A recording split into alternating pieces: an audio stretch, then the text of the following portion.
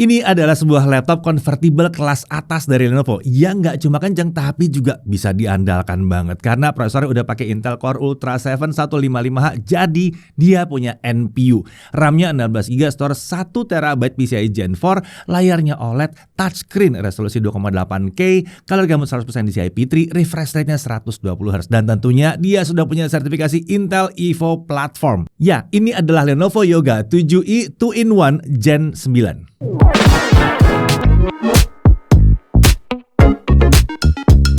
Oke, kalau dilihat sekilas, laptop ini memang mirip dengan beberapa laptop dari Lenovo yang udah pernah kita review sebelumnya. Tapi tenang, yang ini beda. Kalau yang dulu yang kita review itu adalah Yoga Slim 7i, varian clamshell ya, alias bentukan laptop klasik dari Yoga 7i. Dan Yoga 9i 2-in-1, nah itu adalah varian Yoga yang paling atas, yang 2-in-1 ya. Nah, sekarang yang kita bahas adalah adiknya si Yoga 9i 2-in-1. Tapi sebelum masuk ke performa, kita bahas dulu spesifikasi utamanya ya. Untuk prosesor dia pakai Intel Core Ultra 7 155H, litografi tentunya Intel 4, base TDP-nya di 28 watt kalau yang satu ini. Total core-nya ada 16 core dan dia punya 22 thread yang terdiri dari 6 performance core, 8 efficient core dengan 2 low power efficient core ya. Lalu maksimum turbo frekuensinya ada di 4,8 GHz dan Intel Smart Cache-nya ada di 24 MB. Dia punya NPU Intel AI Boost dan kalau IGP-nya dia pakai Intel Arc Graphics dengan 8 Xe cores, tentunya sudah bisa mengakselerasi QuickSync dan AV1 juga. RAM-nya 16GB LPDDR5X 7467 dual channel onboard ya. Sayangnya emang dia cuma pakai 16GB dan nggak bisa di-upgrade, tapi untuk sebagian besar pekerjaan harusnya yang seperti ini udah cukup sih ya. Untuk storage kapasitasnya adalah 1TB NVMe PCIe Gen 4 ya, tidak tersedia slot SSD M.2 tambahan di sini. Dan untuk SSD yang terpasang dia pakai ukuran yang 2242, jadi bukan yang size panjang nih ya. Nah, untuk connectivitas wireless-nya dia pakai Intel Wi-Fi AX211 ya, udah bisa Wi-Fi 6E, Bluetooth-nya versi 5.3. Sementara itu kapasitas baterainya lumayan besar di 71 Wh. Untuk OS dia pakai Windows 11 Home. Untuk body form factor-nya adalah convertible atau laptop 2-in-1. Materialnya ya jelas ya, kalau Yoga itu aluminium. Untuk warna ini namanya adalah Tidal Teal atau mungkin kayak biru kehijauan gelap. Ya, apalah namanya itu ya. Oke, laptop ini memiliki penampilan yang sangat mirip dengan Yoga Slim 7i yang pernah kita review sebelumnya. Bedanya kalau yang ini convertible, kalau dipakai nama Slim itu berarti yang bukan convertible. Nah, di pinggir bodinya juga punya desain yang membulat dan membuatnya terlihat beda dibandingkan dengan laptop premium lainnya. Terdapat logo Lenovo dan Yoga yang ada di cover atas ya. Secara keseluruhan, laptop yang satu ini punya DNA penampilan dari seri Yoga yang simple namun tetap terasa premium dan mewah. Meski demikian, laptop satu ini sudah lolos uji ketahanan military standar 810H. Jadi harusnya lumayan tahan banting ya. Untuk dimensi, panjang 31,7 cm, lebar 22,2 cm dengan ketebalan 1,66 cm. Bobotnya laptopnya aja di 1,49 kg. Ini cukup wajar untuk sebuah laptop convertible. Chargernya 200 gram. Ini pakai charger USB Type-C, tapi untuk adapternya ini terpisah dengan kepala colokan listriknya. Jadi agak besar aja ya. Untuk total bobot kalau dia dibawa-bawa ada di kisaran 1,69 kg. Nah, untuk display dia menggunakan Lenovo PureSight OLED ya, tentunya OLED layarnya. Ukurannya 14 inci, resolusi 2,8K atau tepatnya 2880 x 1800 pixel. Aspek rasionya jadi 16:10. Refresh rate-nya up to 120 Hz. Tapi default refresh rate saat laptop ini pertama dinyalakan ada di 60 Hz. Menurut Lenovo, layarnya punya tingkat kecerahan di 400 nits dengan color gamut di 100% DCI P3. Nah, kalau kami uji tingkat kecerahannya di mode SDR ada di 404 nits ya. Benar. Tapi kalau kita pakai mode HDR, dia bisa mencapai 580 nits. Nah, kalau color gamut coverage-nya itu ada di 99% DCI P3 dengan gamut volume di 122,5% DCI P3. Yang jelas sih, layarnya cakep banget. Mau dipakai buat ngedit foto, video, atau desain, ini udah cocok banget. Mau dipakai buat nonton, jelas ini oke banget. Karena dia sudah support Dolby Vision dan VESA Display HDR True Black 500. Layarnya juga sudah memiliki sertifikasi Low Blue Light dari TUV Rheinland. Jadi mata kita nggak bakal cepat lelah ya kalau kita pakai ini berlama-lama. Layarnya tentu saja udah touchscreen karena convertible 2-in-1. Dan dia juga sudah mendukung 10 titik untuk multi-touch dan penggunaan stylus pen juga disupport di sini. Nah, untuk stylus pen Pen ini sudah disediakan dalam paket penjualan. Ini adalah namanya Lenovo Digital Pen. Untuk pennya ini diklaim sudah mendukung 4096 tingkat sensitivitas tekanan dan deteksi kemiringan juga ada di sini. Stylus pen ini juga sudah mendukung Wacom IS 2.0. Untuk baterainya dia pakai baterai 4A di sini yang diklaim bisa digunakan hingga lebih dari 2000 jam. Jadi buat kalian yang suka gambar-gambar, sketching atau desain 2 dimensi ya yang sering butuh pen atau bahkan mencatat-catat harus pakai tulisan gitu ya. Nah, ini cocok banget yang di sini. Nah, seperti Yoga 2-in-1 generasi sebelumnya, Lenovo menyediakan aksesoris berupa pen holder yang dapat dipasang ke lubang USB di laptop ini. Untuk permukaan layarnya, ini menggunakan material glass atau kaca, jadi punya sifat yang glossy, sama seperti laptop 2-in-1 pada umumnya. Permukaan layar ini memang akan memantulkan sedikit bayangan ya, tapi permukaan glossy ini tentunya membuat warnanya tampilkan jadi lebih cemerlang. Ini udah layar OLED glossy pula ya, kinclong banget lah ini ya. Permukaan layarnya juga punya lapisan anti fingerprint, jadi bekas sentuhan jari itu dapat diminimalkan. Bezel kanan kiri tergolong tipis di kisaran 4 mm, sementara untuk bezel bagian atasnya itu ada semacam notch untuk meletakkan webcam dan mungkin supaya lebih gampang dibuka juga. Oke, sekarang kita masuk ke kamera dan mikrofonnya. Kameranya punya resolusi 1080p 30 fps dan sudah dilengkapi dengan privacy shutter secara fisik. Nah, kalau yang ini sudah mendukung fitur Windows Studio Effect. Jadi fitur-fitur seperti background blur, eye contact, dan auto framing itu semuanya bisa jalan di sini. Dan tentunya itu sudah memanfaatkan NPU, jadi harusnya lebih irit daya ya. Nah, untuk mikrofon, laptop ini sudah memiliki fitur noise cancelling yang dapat diakses melalui software Lenovo Vantage. Untuk pengujian kamera dan mikrofonnya, saya serahkan langsung ke Rifki. Ya, kali ini kita sedang ada di luar dan seperti yang bisa kalian lihat sudah ramai banget. Tapi sekarang kita menguji fitur noise cancelling yang ada di laptop Lenovo Yoga 2-in-1. Dan untuk noise cancellingnya sendiri bisa dibilang cukup bagus ya. Dia masih bisa nangkep suara saya dengan jelas dan bisa ngefilter suara-suara keramaian yang ada di belakang saya.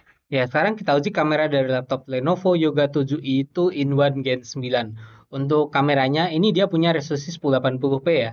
Dan kualitas gambar yang dihasilkan bisa dibilang bagus. Ini termasuk yang oke, detailnya jelas. Mirip seperti laptop Lenovo Yoga Slim 7i yang pernah kami review sebelumnya.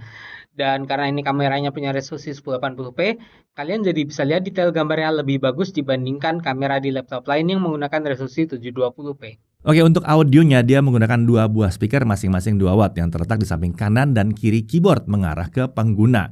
Terdapat software Dolby Access yang dapat digunakan untuk mengubah preset audio dan equalizer di sini. Untuk suaranya, speaker ini ternyata mampu mengeluarkan suara yang lantang walaupun tidak sampai ke tingkat yang menggelegar ya tentunya ya. Dan kualitasnya tuh udah cukup memuaskan. Detailnya untuk suara juga disajikan dengan baik di sini. Cukup pantas lah untuk kelas harganya. Nah, sekarang kita beralih ke konektor dan tombol. Di sebelah kiri ada 1 HDMI dan ada 2 Thunderbolt 4 yang juga bisa digunakan untuk charging port. Tentunya ini sudah mendukung USB 4.0, power delivery, display output, dan penggunaan perangkat Thunderbolt lainnya. Lalu ada 1 audio jack combo 3,5 mm. Beralih ke sisi kanan ada tombol power, ada 1 micro SD card reader, dan ada 1 USB 3.2 Gen 1. Nah, untuk keyboard ya udah paham lah ya, ini keyboard khas seri Yoga. Memang dikenal nyaman untuk mengetik. Feedback yang diberikan dari tombolnya terasa lebih soft di sini ya. Pada keyboard ini juga sudah tersedia tombol Copilot Key untuk mengakses fitur Microsoft Copilot dengan cepat.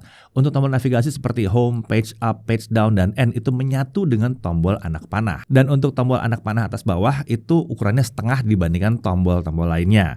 Keyboardnya juga sudah dilengkapi dengan backlit keyboard yang punya 2 tingkat kecerahan dan mode tingkat kecerahannya pun bisa otomatis di sini. Nah, untuk tingkat kecerahan dan mode otomatis ini dapat diakses dengan tombol Function plus Spacebar. Nah, untuk touchpad, laptop ini menggunakan precision touchpad dengan posisi yang sejajar dengan tombol spacebar. Jadi saat kita ngetik itu nyaman karena jarang kena senggol telapak tangan. Ukurannya juga lumayan luas di 12 x 7,5 cm. Permukaan touchpadnya ini pakai milar ya, yang mirip seperti kaca, membuat pergerakan jari itu mulus lancar kalau kita lagi mengoperasikan touchpadnya. Beralih ke sistem keamanan, laptop ini dilengkapi dengan sistem keamanan biometrik berupa infrared kamera yang sudah mendukung fitur Windows Hello. Ya, lagi-lagi ini adalah sebuah dampak dari adanya sertifikasi ISO karena pengamanan biometrik itu wajib ya.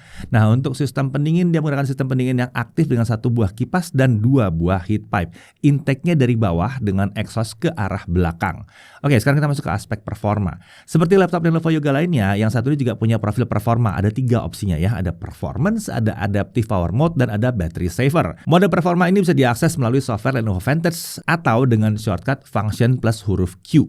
Sekarang mari kita lihat konsistensi performanya. Kita pakai Cinebench R23, stabilitas selama 30 menit. Nah, dalam stabilitas selama setengah jam, skor yang tertinggi yang bisa dicapai adalah 9.782 poin di mode Adaptive Power atau 11.839 poin di mode Performance. Sementara untuk skor yang bisa dipertahankan, kita bisa merebutkan 6.600 sampai 6.800-an poin di mode Adaptive Power, dan di mode Performance kita dapat 8.800 sampai 8.900-an poin. Lalu untuk konsistensi performa untuk mode baterai ya, jadi kalau pakai baterai doang kita bisa lihat skor maksimalnya itu mencapai 10.692 poin. Sedangkan untuk skor yang bisa dipertahankan ada di kisaran 7.800 sampai 8.000 poin. Jadi skornya ini masih terlihat mirip dengan kondisi saat laptopnya itu nyolok ke charger. Jelas, ini karena dia sudah memenuhi standar Evo juga ya. Nah, untuk suhu kerja kita akan tes di mode Performance ya. Kita lihat di sini di beberapa detik awal pengujian pada mode Performance, suhu CPU itu sempat stabil di kisaran 99 sampai 101 derajat Celcius. Tapi ini hanya terjadi sangat sebentar saat boost di awal aja. Karena kemudian suhunya turun dan berhasil stabil di kisaran 67 sampai 70 derajat Celcius. Jadi suhunya terlihat aman di sini, apalagi kalau mengingat bahwa prosesor yang satu ini punya suhu pengoperasian maksimal di 110 derajat Celcius. Ya, ini bukan yang 100, ini yang 110. Jadi bahkan peak paling tingginya itu masih aman. Nah, oke, sekarang kita lihat aja langsung ke Adobe Premiere Pro sisi 2024. Kita pakai video yang 2 menit 7 detik seperti biasa. Kalau videonya adalah 4K 60 pada saat exporting, software only kita butuh waktu 13 menit 32 detik. Kalau pakai GPU acceleration kita dapat 4 menit 57 detik. Sementara kalau videonya adalah 1080p 60 fps, exporting dengan software only butuh waktu 2 menit 58 detik. Sementara kalau pakai GPU acceleration butuh waktu hanya 1 menit 21 detik. Nah, ini kencang ya. Untuk suhu kerja pada saat melakukan 4K 60 video export dengan GPU acceleration, untuk suhu CPU di awal sempat stabil di kisaran 80 sampai 90 derajat Celcius, tapi kemudian turun dan stabil di kisaran 68 sampai 70 derajat Celcius. Oke, lanjut ke DaVinci Resolve 18.6. Ini software video editing kelas profesional, tapi yang versi gratis yang kita pakai. Videonya masih sama, durasinya juga sama. Untuk 4K 60 video export dia butuh waktu 9 menit 51 detik, sementara untuk 1080p 60 fps video exporting butuh waktu 2 menit 40 detik. Nah, untuk suhu kerjanya pada saat melakukan 4K video export, CPU sempat spike ke 78 derajat Celcius di awal run, kemudian turun dan stabil di kisaran 65 derajat Celcius. Wow, bisa dijaga ya, aman banget. Padahal biasanya di software satu ini bisa tinggi banget ya. Di sini aman. Ya, meskipun ini adalah laptop thin and light convertible bahkan ya, tapi ya tentunya pasti ada yang nanya ya, bagaimana kalau buat gaming? Jadi kita tetap tes untuk gaming dan hasilnya kurang lebih seperti ini.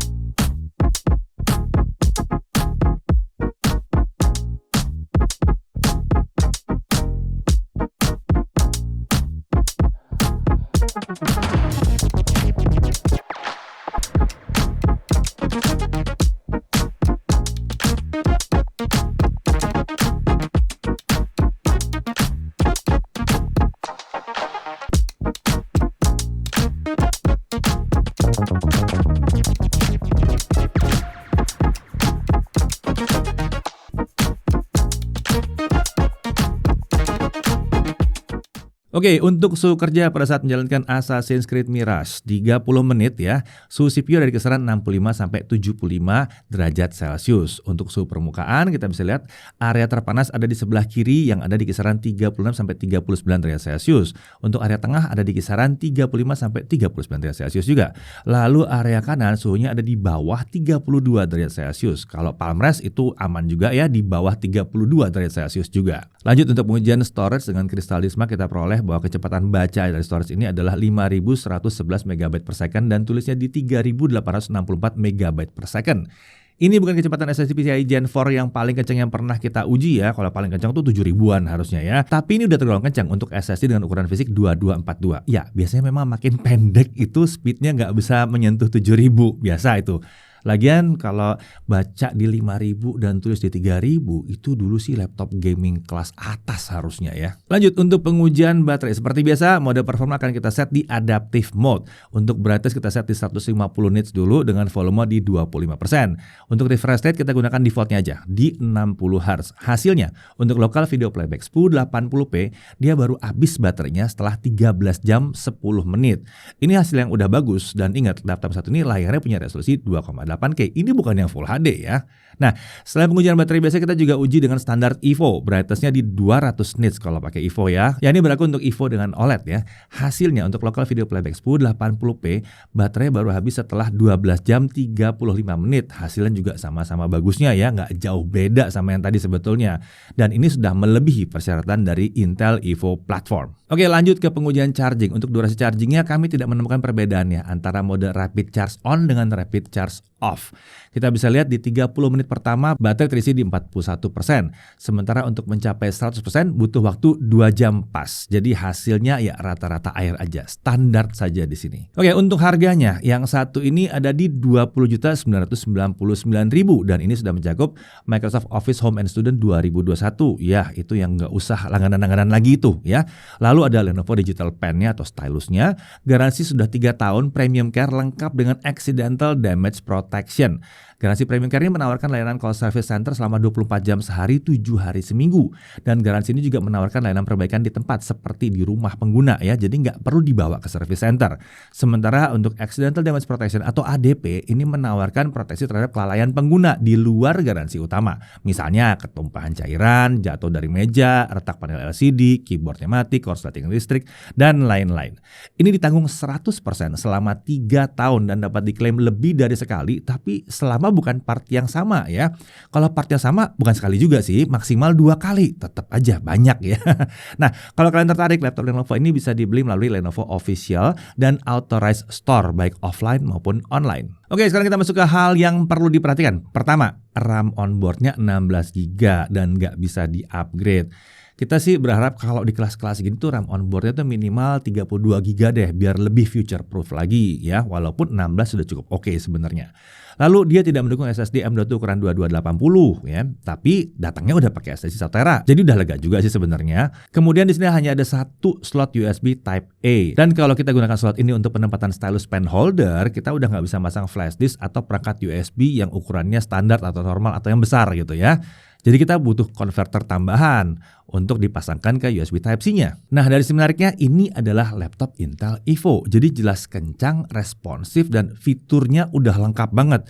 Ya udah capek kita kalau mesti nyebutin fiturnya Intel Evo doang itu udah banyak banget sebetulnya. Dan jelas ini bisa diandalkan ya. Lalu dia multifungsi, bisa jadi laptop buat kerja ngetik-ngetik, bisa juga jadi tablet kalau butuh sketching, gambar, atau nulis pakai pen, atau bahkan mau nonton aja tanpa ngeliat keyboard, ya itu bisa jadi tablet ya. Stylus pennya juga sudah disediakan dalam paket penjualan. Performanya kencang dengan prosesor Intel Core Ultra, kencang untuk multitasking, tapi tetap bisa main game AAA tanpa bantuan eksternal GPU tambahan. Lalu untuk suhu kerja, ini tergolong aman di sini, mau diapain juga masih aman-aman aja. Layarnya OLED, resolusinya juga tinggi di 2,8K dan refresh rate bisa nyampe 120 Hz. Ini nyaman buat dipakai macam-macam lah ya, terserah kalian. Nah, lalu dia juga punya 2 konektor Thunderbolt 4. Webcamnya 1080p dan sudah dilengkapi dengan fitur pengamanan biometrik. Dan dia juga sudah support Microsoft Studio Effect ya.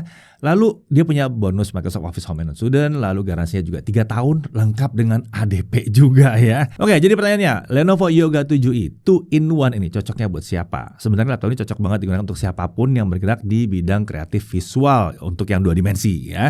Contohnya untuk sketching, gambar, editing foto, desain 2 dimensi, apalagi udah ada stylusnya, lengkap lah sudah ya. Lalu buat yang nyari laptop konvertibel yang kencang, ini juga cocok. Mau dipakai untuk kerja kantoran, itu juga oke banget, apalagi kalau kalian lebih suka nulis notes dibandingkan ngetik di keyboard. Nah, cocok banget. Desainnya juga premium, jadi dibawa meeting juga oke banget. Mau ngedit video, 4K juga masih bisa, tapi mungkin 4K terti lah ya. Mau dipakai programming, bisa juga, selama memang spek laptopnya cocok dengan software yang kalian gunakan. Ya, pada akhirnya kalau memang sebuah laptop convertible kelas premium yang serba bisa adalah yang kalian cari, tapi mungkin bukan Yoga yang seri 9. Nah, Lenovo Yoga 7i 2-in-1 Gen 9 ini adalah salah satu pilihan yang sangat menarik di kelas harganya. Saya Didi Irfan, Jaga TV TV.